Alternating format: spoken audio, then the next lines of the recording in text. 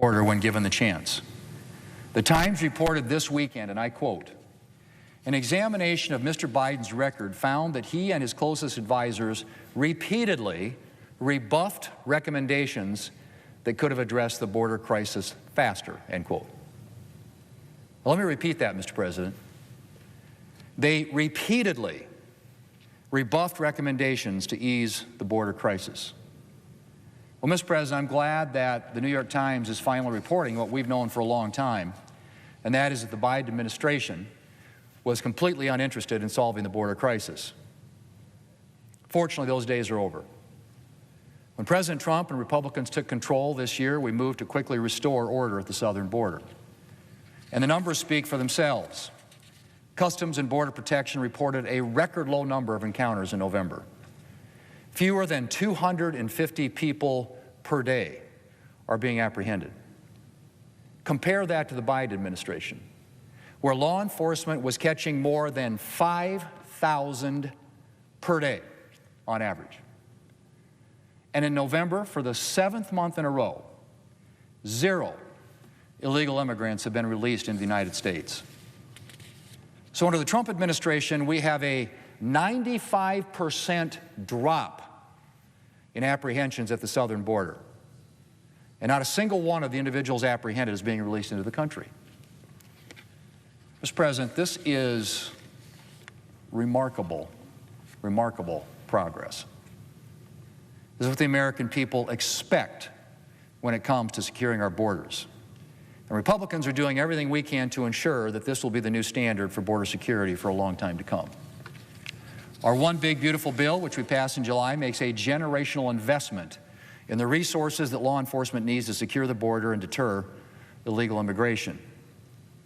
We funded completion of the border wall, new technology and equipment for law enforcement, additional Border Patrol agents, expanded detention capacity, and expanded partnerships with local law enforcement to enforce immigration law. Mr. President, these investments are beginning to be implemented across the immigration system. Hiring efforts are underway to bring on additional agents. More than 1,000 state and local law enforcement agencies have partnered with the federal government to enforce immigration laws through the 287G program. And the Department of Homeland Security is awarding contracts for new technologies and wall construction at the southern border. Investments that will improve law enforcement's ability to apprehend the illegal immigrants and smugglers who attempt to cross our southern border. Mr. President, Republicans promised to secure the border. We wasted no time in delivering on that promise. And thanks to the One Big Beautiful Bill, the American people can be certain that border security is here to stay. I'm grateful to the men and women on the front lines who come to work every day committed to a safer and a more secure America. And Republicans will continue to work to ensure that they have everything they need to get the job done. Mr. President, I yield the floor. I suggest you have. All right, as you see there, wanted to play out those very brief remarks there from Senator Thune as he was speaking there ahead of Thursday's vote on the Affordable Care Act tax credit, which is set to expire at the end of the year. And I also want to put this up on your screen. This is from Fox's Chad Pergram. He's doing some reporting there behind the scenes on Capitol Hill covering this very issue. He says Thune makes no commitment to having a vote on the GOP health care this week. Calls say that Dems are not a calling this not a lawmaking exercise. Says that the GOP will decide later today if they want to move something Thursday along with the Dem plan. And so again, we'll continue to watch this reporting that's happening behind the scenes there on Capitol Hill as the conversation around healthcare continues. Let's slide away for yet another 2-minute commercial break. On the other side, we'll play out the remarks from across the aisle as we were expecting to listen in to some of these from Chuck Schumer. I want to put this up on your screen as well from his X account, saying this week Republicans have a choice to make. Support our bill for a clean 3-year extension of the ACA tax credits or send premiums through the roof for millions of Americans. We'll have those.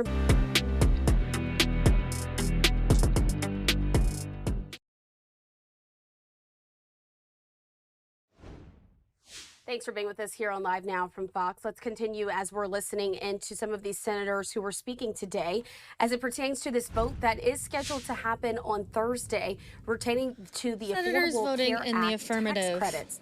Let's listen into this as we just heard from Ernst, Senator Schumer. Marshall, Marino, Sheik. Without objection. Mr. President, today, Donald Trump will travel to Pennsylvania and try to convince the American people that he's lowering their costs. But the American people, seeing their costs go up left and right, aren't going to buy it. Tonight, Donald Trump will throw a barrel of hay into the audience and tell them it's spun gold. But the American people know he's lying, because everywhere they look, prices are going up and up and up. We've all read how the White House very soon will start getting, quote, serious about messaging more on affordability. They don't get it. The problem is that affordability is not a messaging issue, it's real.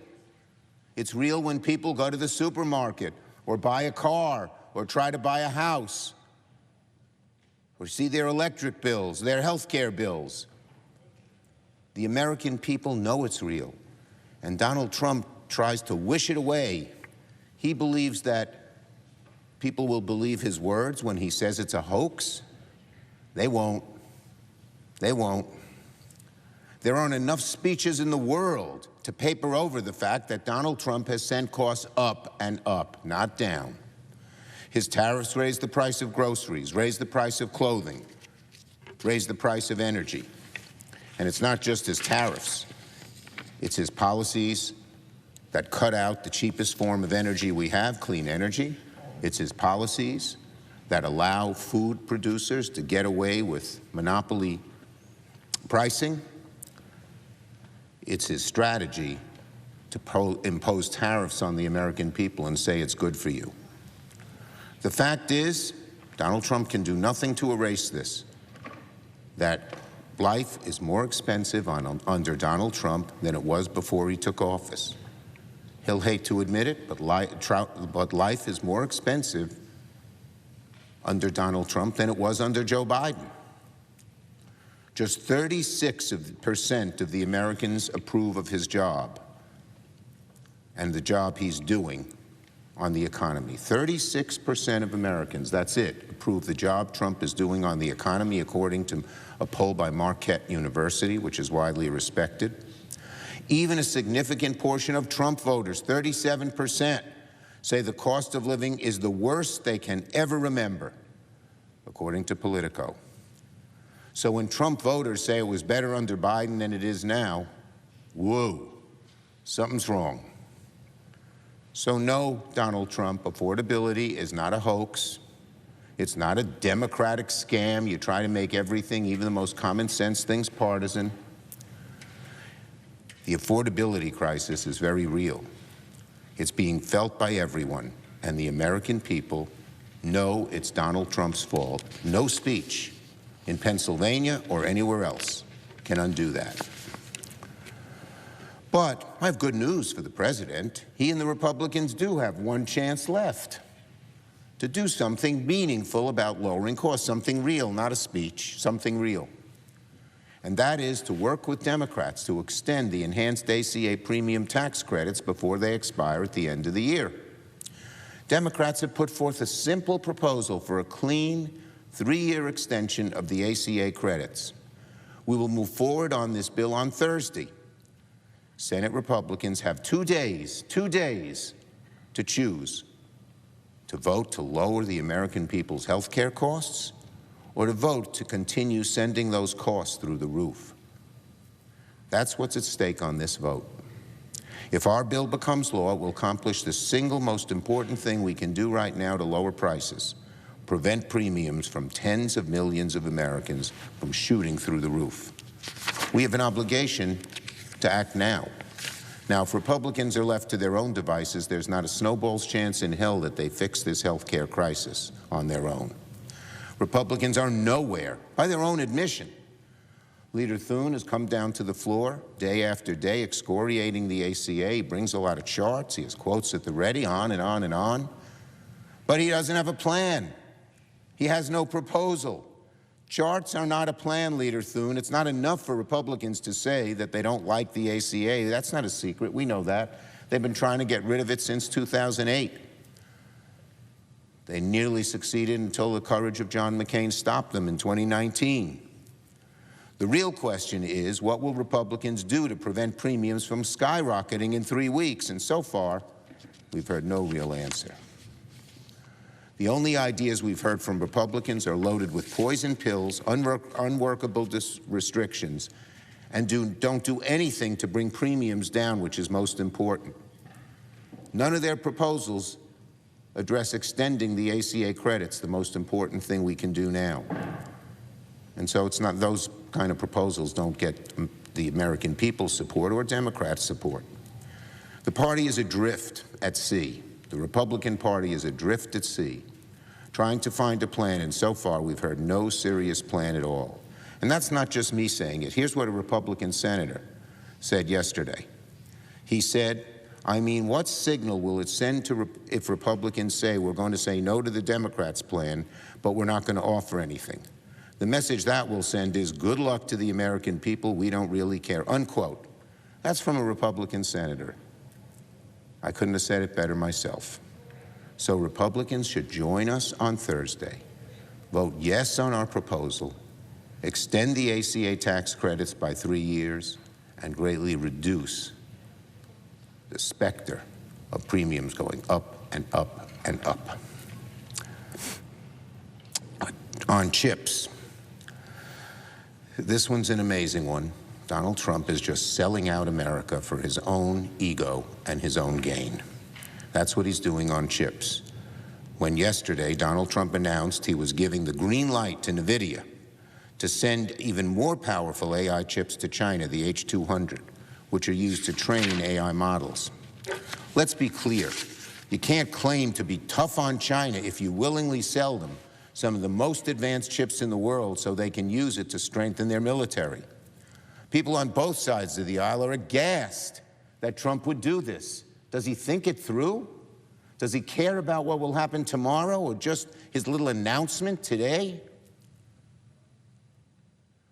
Donald Trump's announcement selling these chips to China is dangerous. They'll use them to strengthen their military, their technological edge, all at the expense of American and world national security. Even Donald Trump's own Department of Justice warned about the dangers of these chips making their way to China. Here's what they said, DOD,